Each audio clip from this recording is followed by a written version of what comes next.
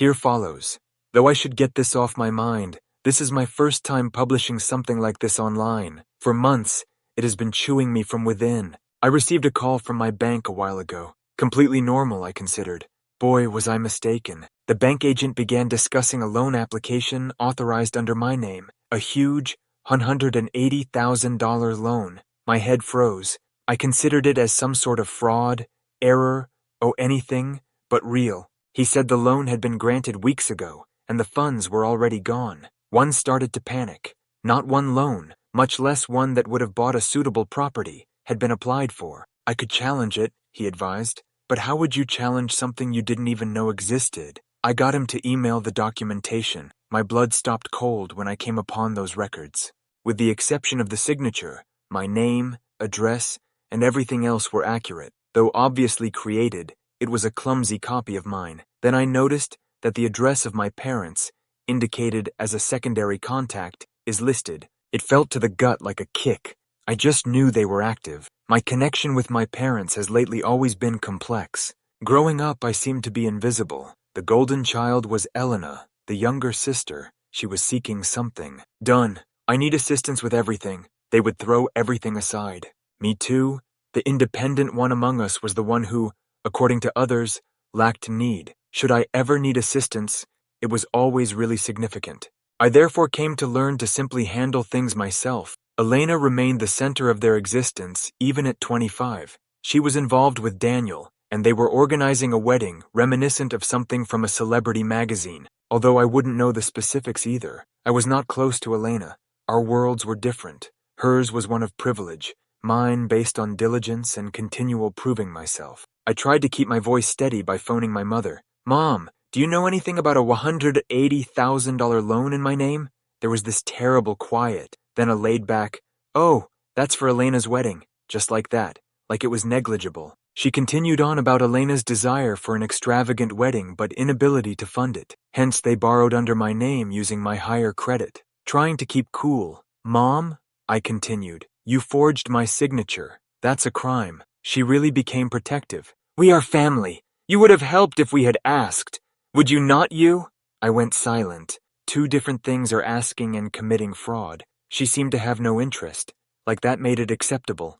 They didn't want to bother me. Even poorer was my dad. He behaved as though I were the one exaggerating. He also spewed some stupidity on how this is what families do for each other. It's for your sister. You should be happy to help her. It occurred to me then, they didn't believe they had done anything illegal. This seemed entirely natural in their thoughts.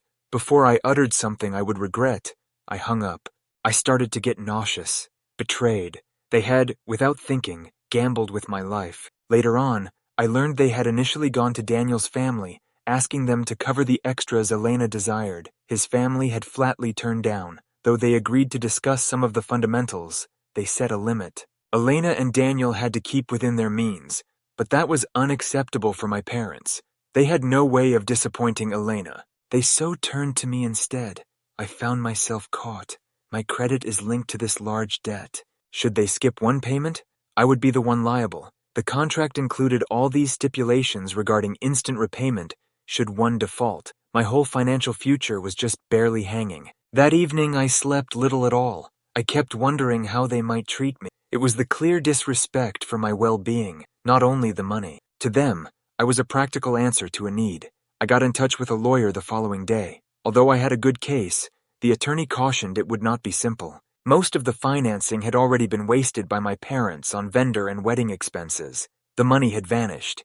He advised me to compile every single document I could come upon and notify the bank of the fraud. Though it would be a protracted, messy process, I was not going to allow them to get away with this. I hardly had time to consider the wedding itself, between visiting with my attorney and handling the bank. I assumed I was not invited anyway. Why would I be following all this? Already strained in my relationship with Elena, I now called out my parents for their dishonesty. About 1 week before the expected wedding date, I then received an invitation. This was this absolutely ostentatious display, all thick paper gold letters embossed. The location was some elegant estate some hours distant. For a while I considered if this was their form of atonement, like delivering an invitation would suddenly clear everything. I nearly tossed it aside. Sitting through an event sponsored by a loan they stole from my name made me queasy, but the more I considered it, the more furious I grew. Why should I stay hidden? It was they who pulled me into this mess. They shouldn't be able to pass for everything being good while I stewed from home. I thus made the decision to go, to see it for myself, not to set up a scene. I wanted to glance them in the eye to check for shame. Perhaps that would offer some closure. The day the wedding was, I got ready early. Though I didn't want to look like I didn't belong, I also wasn't going to dress to wow. I took the invitation, dressed in a decent dress, and headed off. Though it was a long drive, it provided me time to consider. I practiced what Elena may say to her parents. In my brain, 12 separate confrontations unfolded, each more intense than the last. My heart sank when at last, I arrived at the place specified on the invitation. It was not the site of a wedding. The lot for parking was vacant, run down, broken asphalt, weeds all around. Not one automobile, not one decoration, not even a hint of a wedding. I went over the invitation twice. The address pointed out was correct. Trying to understand, I sat in my car staring at that empty lot. The venue had been altered. Was the wedding set off on delay? Why did no one tell me? I gave my mother a call. She sounded inattentive. "Mother, what's going on? This isn't the venue." "Oh," she remarked casually. "Didn't Elena tell you? The date got pushed back, and we had to change the venue." My voice quivering, I said, "You forgot to tell me?" She dismissed it, mentioning her hectic wedding planning, then hung up before I could reply. I thought I was a moron. Though I considered just heading home, something advised me to phone Elena. She might have had an explanation. She laughed when she took up. Not only laughing, mocking me. "Oh, you actually showed up. You didn't get the hint?" she asked, sarcasm flowing from her voice. "You really felt you were welcome?" Her comments cut like a razor. She hung up too before I could speak. For that was it. I had done. They purposefully embarrassed me, then pretended it was no big thing. They did not only pilfer my name for their scam. I started writing when I came home after tossing the invitation in the garbage. I noted every interaction, every conversation, and every detail I could recall. Now I saw why my attorney advised me to record everything. This was about establishing limitations, not only about the money now. They could do this once and then once more if just once. I have to get myself safe. By the end of the day, I had a scheme. I was intending to resist this. They chose. Now I was choosing as well. There are no more second chances or justifications. Time came to make them answerable. I called my lawyer the day following the bogus wedding invitation crisis. I finished acting politely. One item was the loan fraud, but they purposefully misled me and drove hours to a dead end. That represented a whole fresh degree of disdain. They obviously considered me as only an instrument to be utilized, not as someone with emotions. I also phoned the bank once more, thoroughly described the circumstances, and sought any and all loan-related records. Finding out I had engaged a lawyer infuriated my parents. Crying about how I was divorcing the family, my mother phoned, "We raised you. We are your parents. How could you treat us?" It was almost humorous. They create my signature, erode my confidence, and I am the bad guy? I assured her this was about defending myself, not about injuring anyone. She showed no concern. She insisted that family should keep together, and that I was blowing events out of scale. If family is so important, I suggested, maybe you should have thought about that before committing fraud. That briefly turned her off, but then my dad called. He was somewhat enraged as well, screaming about how nasty I was, about Elena deserving of her fantasy wedding. "You're her sister. It's your responsibility to support her. Helping someone doesn't entail losing your future for them," I reminded him, "especially because you never even ask." The calls never stopped there either. I had calls from cousins, aunts, and even family friends over the next several days, busy spreading the news that I was suing them out of avarice. My parents had been. Nobody appeared to give a damn about having my signature created by someone else, putting me in danger. They saw just, "Daughter sues parents." Things were draining to get texts like, "Aren't they your parents? Can't you just work it out?" And, "Family should come first no matter what."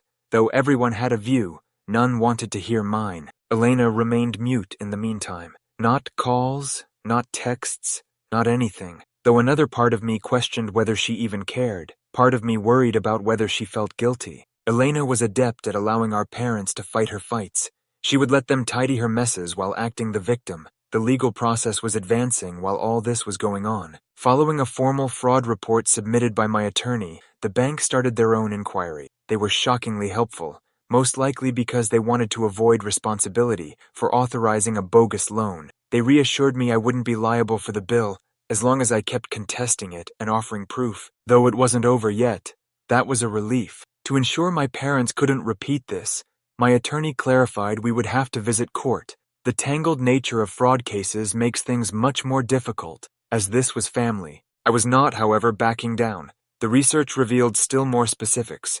To give the loan application more appeal, my parents had faked financial data. They claimed higher income and highlighted items they did not possess.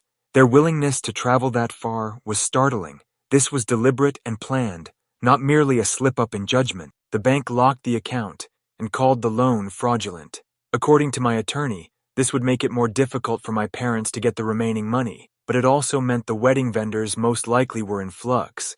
That bothered me hardly at all. They could cope with the repercussions if they wished to play games. I began to hear that Elena's wedding would run afoul of laws. Vendors were withdrawing, not offering services until they were paid for. It was sarcastic. The wedding they had gone to such great efforts to finance was disintegrating. I was not celebrating, though. This was about safeguarding myself and ensuring they understood what they had done was wrong. Not about getting retribution. Should their decisions lead the wedding to fall apart, it was on them, not on me. The loneliness of all this was among its toughest components. The defamation campaign of my parents had worked.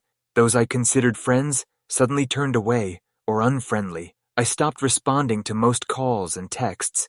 The worry was not worth it.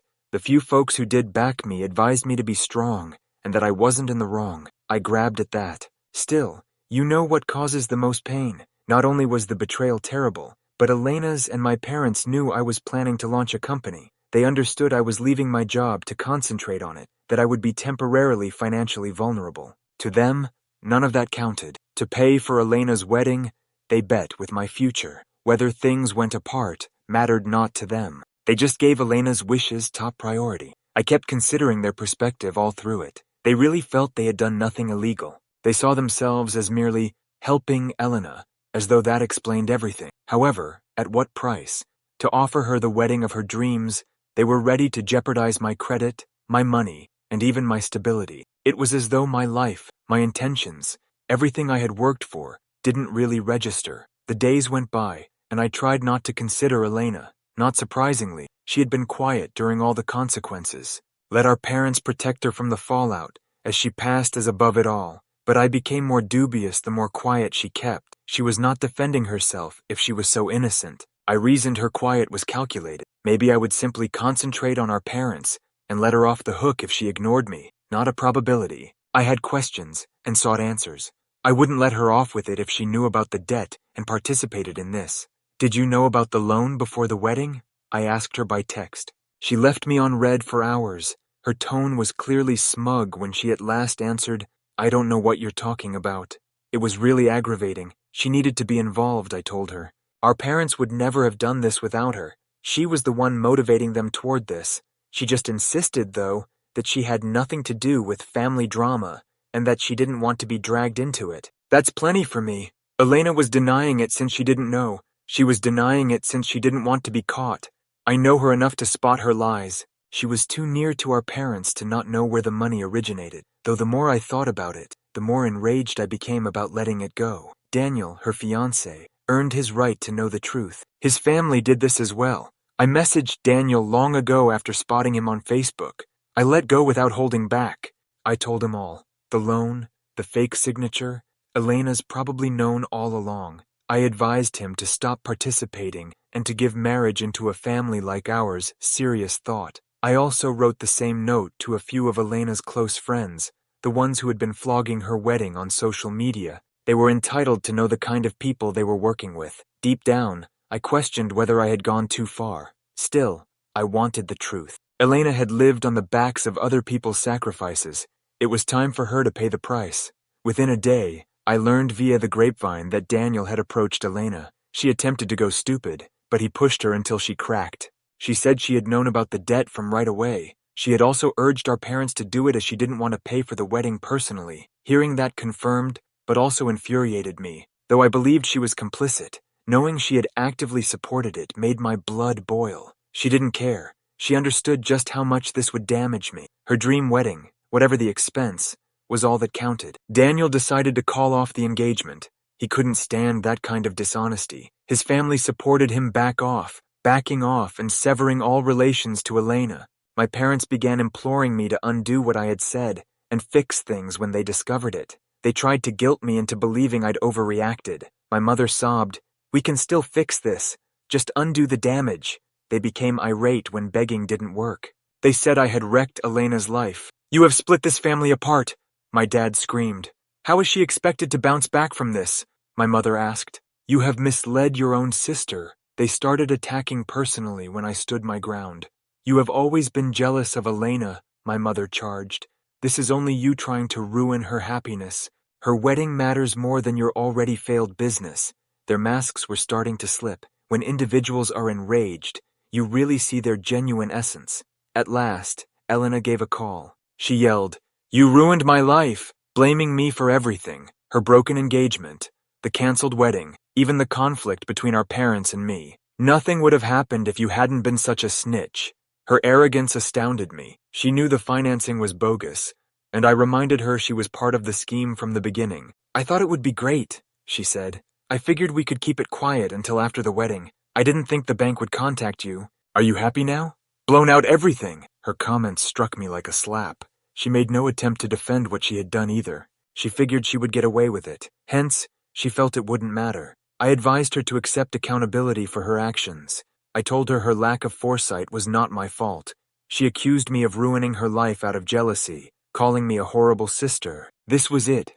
I told her she was the one who had undermined her life. Nobody else had done. She chose to lie, cheat, and fool others. I was not going to share responsibility for her decisions. She hung out on me. Not heard from her since then. Elena moved out of her flat and in with a friend in the next days. Her life has been a mess ever since Daniel departed, according to what I have heard. Clearly targeted at me, she's been posting nebulous stuff on social media, like family devotion and treachery. I have turned aside them. I'm not anymore playing her games. Things quiet down following Elena's breakdown. Too calm. I went weeks without hearing from either her or my parents.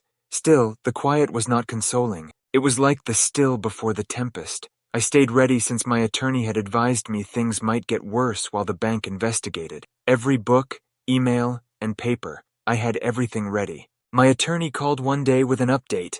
Everything the bank investigated, the falsified signature, the bogus income records, the illegal loan application, was confirmed. They told me I wouldn't have any liability for any payments. That was a great release. Still, my parents were not off the hook. The bank notified the authorities after marking their activities as fraud. Made-up paperwork and $180,000 disappearing into thin air are not welcomed by the justice system. According to my attorney, I still had the ability to sue my parents civilly, even as the bank was investigating criminal accusations. It would be about assigning responsibility, rather than only about the money. A few days later, my dad gave me a call. This time he sounded simply exhausted rather than enraged. "We have to talk," he said. I approved. Though I wanted to hear what he had to say, I wasn't expecting an apology. He began by seeking once again justification for everything. "We only did this because we wanted to help Elena," he stated. "We thought it wouldn't get this far." I told him, "You didn't think it would get this far because you didn't think I would find out. That's not an exculpatory." He sighed and said they had visited a lawyer. They desired peace. Should I consent to have the civil lawsuit dropped, they would pay me a lump sum of money as reimbursement. He claimed it would be significant, but did not provide me a figure straight away. I took some time to reply. On one hand, a settlement would swiftly fix problems and provide me the means to rebuild. It felt like allowing them off easy, though. They had turned on me, and part of me wanted to watch them deal with it. I knew, though, dragging this out in court would cost time, money, and emotional energy I wasn't sure I possessed. I walked over the offer with my attorney. It was a sizable sum sufficient to offset the financial harm and enable me to establish my company. Still, it went beyond just money. Taking the settlement meant I could not seek any more legal action against them. Although it technically broke clean, emotionally it seemed different. I considered it over several days. With this mess, I considered all the plans I would have to postpone. Years of dreaming about starting a business had been dashed by the loan and possible legal dispute. The settlement money would let me at last concentrate on creating something for myself, free from the financial burden my parents had imposed. I was torn at the same moment. Would taking the settlement convey the wrong message? Would they consider me to have forgiven them? The treachery was still fresh, and I wanted them not to think that money could undo what they had done. My attorney reminded me, though, that this was more about pragmatic fixes than about pardon. The settlement was repayment for the harm they had done, not a gift. I chose to see my Aunt Clara as the deadline for accepting the offer drew near. She had been among the few family members not leaning one way. She was not trying to guilt me into backing down, or assigning blame for defending myself. She merely listened. We convened close to her house in a coffee shop. I told her everything, how I felt conflicted about wanting to go on, while also wanting to hold my parents responsible. Sometimes holding people accountable doesn't mean dragging them through the muck, she remarked. It basically means ensuring they understand their actions have repercussions. Her comments spoke to me. This was about ensuring my parents couldn't use me or anyone else ever again, not about exact retribution. Though it wasn't ideal, the settlement marked the end of this chapter and the beginning of another. That in mind, I approved of the deal. 2 weeks later, the paperwork was completed. My parents paid the agreed-upon fee. I dismissed the legal lawsuit. Though it was not a simple choice, it felt like the correct one. The money allowed me the flexibility to begin thinking ahead, and the legal agreement guaranteed they couldn't repeat something like this. Still, things did not magically heal even with the settlement. My relationship with my parents was untenable. They had chosen, I had chosen. Though it didn't feel that way anymore, we remained formally family. The trust vanished, and I saw no road for reconstruction. The deal did not also help to ease the conflict among the other family members. While some relatives were encouraging, others still charged me with being overly critical. I stopped interacting with people eager to talk about familial loyalty. Enough of that guilt-tripping behavior would last a lifetime. Elena stayed out of the settlement totally as well. I'm not sure whether our parents advised her to back off or whether she didn't care. In either case, I had no desire in hearing from her. She had made her decisions. I had no intention of allowing her into my life. Ultimately, I came to terms with something difficult to accept. I could not undo what Elena or my parents had done, but I could decide my own direction forward. Letting go didn't mean forgiving them, or acting as though their treachery was justified. It means turning away from letting their decisions define me going forward. They had decided. Now it was my turn to recover my life. Right now, my whole attention is on my company. I at last started the dream I had been postponing for years with the settlement money. Every little mark seemed like a triumph. For once, no one else's expectations or anarchy tied me back. I was erecting something totally on my own, not simple either. Certain days the hurt and wrath still linger, and I catch myself mentally revisiting everything. I consider how much they stole from me, how readily they discounted my aspirations and plans, as though they were not important. Still, such times are getting less and more spaced between. I remind myself how far I have gone every time I reach a fresh goal or advance forward another step. Their expectations no longer control me or weigh me down from their betrayal. At last, I am living life on my own terms. About Elena and my parents, I have stopped seeking closure from them. I have to live with knowing now that they most likely never viewed what they did as bad. Fixing them is not my responsibility. Likewise, I have absolutely no duty-bearing responsibilities for their choices. They have shown me who they are. I have decided to proceed without them. I feel free for once, free to follow the future I have always wanted, free to make my own decisions, free to live without always looking to their approval. Thank you for listening, if you have made it thus far. Tough life throws some crazy things at us. If there is one thing I have discovered, it is that you can take back control, even after the ones you most trust disappoint you. One step at a time, I'm showing myself that I'm stronger than the situation they set me in, and that is an accomplishment no one else can undo. Story 2. Perhaps 8 or 9, I was a small child when my parents summoned my sister Lily and me into the living room for a talk. I understood what was ahead even then. The house had been strained for months, whispers substituting for laughing, doors slamming in the corridor. 2 years older, and already expert in the art of teenage anxiety, Lily rolled her eyes and flopped on the couch. Trying to avoid their gaze, I sat next to her, picking at a stray thread on the cushion, Mom's voice faltering. "We've decided to get a divorce." Dad nodded, looking anywhere but right at us. They moved through the motions, the "it's not your fault" speech, the pledges yet to be loved. Still, you know when something is irreparably damaged even at that age.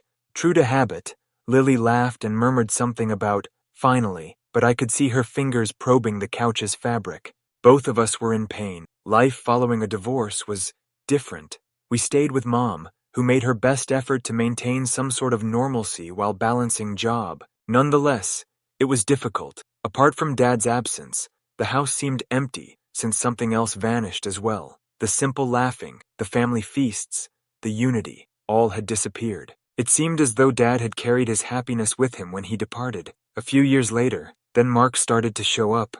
I paid not much attention at first. He was simply some quiet, awkward man Mom was seeing, unsure of how to treat two children who weren't his. But then Chloe arrived, truly revolutionary. Mark's daughter Chloe was a lively toddler, with brilliant eyes and contagious laughter. Mom smitten right away. She seemed as though she had been waiting for Chloe, as though she had at last located the missing component.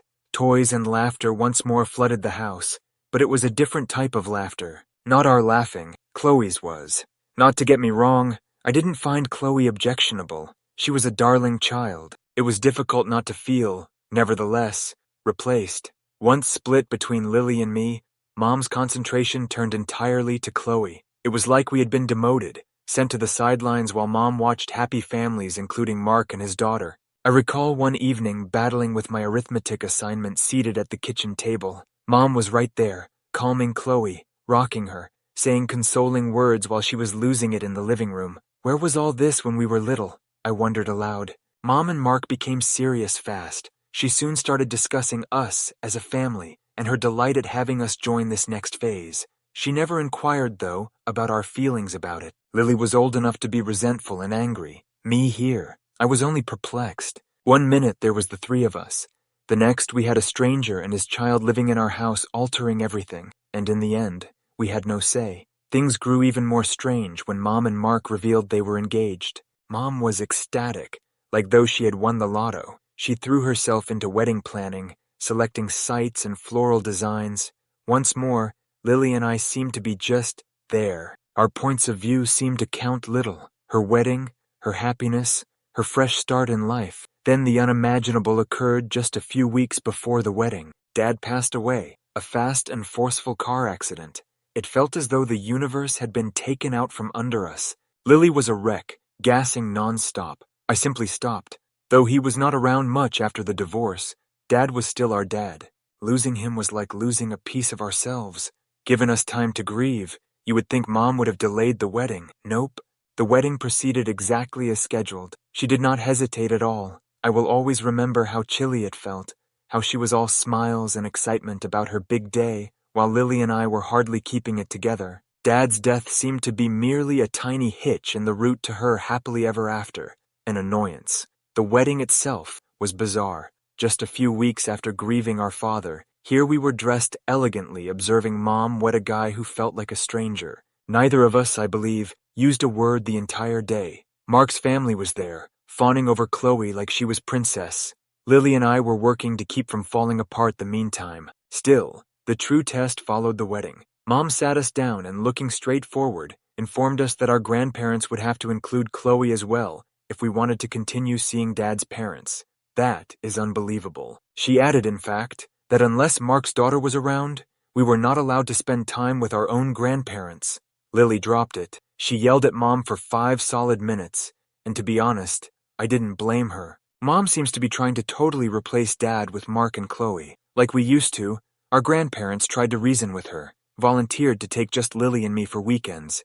They even agreed to cover all expenses. Mom wouldn't move, though. They had to see Chloe also if they wanted to see us. Mom reasoned that Chloe was part of our all-a-family now. She did not, however. She belonged not to our family. She had not been Dad's daughter. Why should she be involved in all aspect of his side of the family? It had no logic. Mom just didn't care regardless of how much we attempted to clarify it. That marked the start of the finish. I began to separate from Lily. This fictitious family dynamic Mom was trying to impose on us was not something we wanted around. Chloe seemed to be her first concern now, and we were only these little extras she had to cope with. There was nothing we could do about our being phased out. Looking back, I see that wasn't only about Mom combining households. It focused on control. She wanted to shape our memories of Dad, our way of life, our fit into her new, glossy picture of a family. And we were the issue if we did not line up. Back then, I knew not how to handle it. I was young, hurt, and bewildered, angry, furious at Mom for pushing Chloe into everything, furious at Mark for following her, furious at myself for not being able to change things. But just what could I do? I was merely clinging to whatever remained of my former existence. The more I tried to hang on, the more it went away. Mom, Lily, and I's uneasiness following the wedding only grew. She expected us to magically become one large, content family, to welcome Mark and Chloe right away. That is not how it operates, though. You cannot drive connection or love. Mom persisted in advocating family unity, suggesting us treat Chloe like our younger sister. And Chloe was not our sister, even if she was a sweetheart. She wasn't the child of Dad. She was Mark's daughter. Nothing could change that with forced family meals or visits. One day, I recall, was really stinging. Dad's birthday was a day that had always held particular significance, even following the divorce. Lily and I would spend it with his family, grandparents, aunts, uncles, cousins, people who really knew him and loved him. Together we would laugh, tell stories, weep, and simply remember him. Mom, though, decided this year things would be different. She declared, "We're celebrating Dad's birthday at home, with Mark and Chloe." My stomach collapsed. "What?" I stumbled out. "Why would Chloe be there? Nothing of this relates to her," Mom answered with quickness and sharpness. "Chloe is part of our family now," she added, "and it's vital we all honor your father together. We do not exclude members of this family." Lily and I attempted to clarify that this was about remembering Dad, about relating to his side of the family, something Chloe had no say in, but Mom paid no attention. She was driven to craft a new story, whereby Mark and Chloe were somehow entwined with Dad's life, therefore rewriting history. Among the most awkward days of my life was that birthday. Mom cooked a large meal, and we gathered around the table as some strange makeshift family. Mark tried to chat about Dad, which was simply uncomfortable. Ignorant of the conflict, Chloe rushed around the home, a 3-year-old whirlpool of vitality. Not even could I be furious with her. She wasn't at blame. Mom pulled out a cake bearing "Happy Birthday, Dad," printed on it after supper. She got Chloe among us all standing around and singing "Happy Birthday." I recall stuttering the words, trying not to cry. She seemed to be insulting Dad's memory by trying to impose this false story of Chloe and Mark living with him. They were not. They were never really like. Lily was unable to cope with that. She rushed out halfway through the night. Though I stayed not wanting to start a scene, I wished I had followed her. From there, everything started to slide. Mom persisted in pushing Chloe into increasingly more of our customs, and each time we objected, she would accuse us of being callous and uncaring, saying, "Chloe's just a little girl." She would ask, "How can you be so cruel?" That has nothing to do with Chloe. It was about Mom's drive for control, her will to wipe the past and produce this new, idealized picture of a family. And we were the villains if we did not go along. I was done by the time I was 18. The house felt no more like home, Mark's residence, and everything centered on him and Chloe. Like a stranger in my own life, I lived in with Sarah, my girlfriend. I needed distance. Not that I didn't love Mom. I had to breathe and sort out who I was outside the tumult she had produced. It was a breath of fresh air living with Sarah. At last, I had my own place where I could simply be. Mom was not going to let me go that readily, though. Naturally, she phoned non-stop, guilt-tripping me about missing Chloe, about divorcing the family. She wouldn't hear me trying to say I wanted space, that I was concentrating on my own life. The conflict sharpened. I stopped answering her calls and stopped leaving my house. Lily was separating herself as well. We seemed to be gradually being displaced from Mom's life by Chloe. Mom then turned up at my workplace one day. She felt enraged. "You have to stop this," growled. "You're neglecting your family." My voice tense. "Mason is not my brother," I said. "That is it." Mom let off a blast. "How dare you?" she yelled. "Raised him as he were my own. You're treating your brother, who is yours, as though he doesn't exist. I'd had sufficient." My voice quivering. "I didn't ask for this," I said. "I asked not for you to bring Chloe into our life or to remarry. She's not my brother. I'm not saying I dislike her. She is Mark's child." Mom fixed me with a twisted expression from anger. "I can't believe you have become this person," she spat. I felt I brought you more in line than this. What to say was unknown to me. I merely glanced at her and remarked, maybe you didn't raise me at all. That served as the last straw. I blocked her phone number. Though difficult, it was absolutely vital. It was the first time in years I felt free. Life fell silent. I concentrated on building a life for myself and on my relationship with Sarah. It seemed really calm, almost simple. One day then, I received a note from my aunt. Your mom's been telling everyone you and Lily abandoned her and Chloe, she added. Naturally, she was, acting the victim and changing the story to present herself favorably. It was quite frustrating. I visited Lily and we chatted for hours. Knowing I wasn't alone and that she knew was consoling. Our shared wrath, hurt, and frustration was the same. She's never going to change, Lily stated in a subdued voice. She will always want to regulate us. We have to determine the extent of that we are ready to tolerate. She was right. As I knew, I had to let go and come to see that my connection with Mom will never be what it once was. Though it was a terrible insight, it also released something. Right now I had my own family and life, and I wasn't going to let Mom's need for control wreck that. I had at last liberated myself.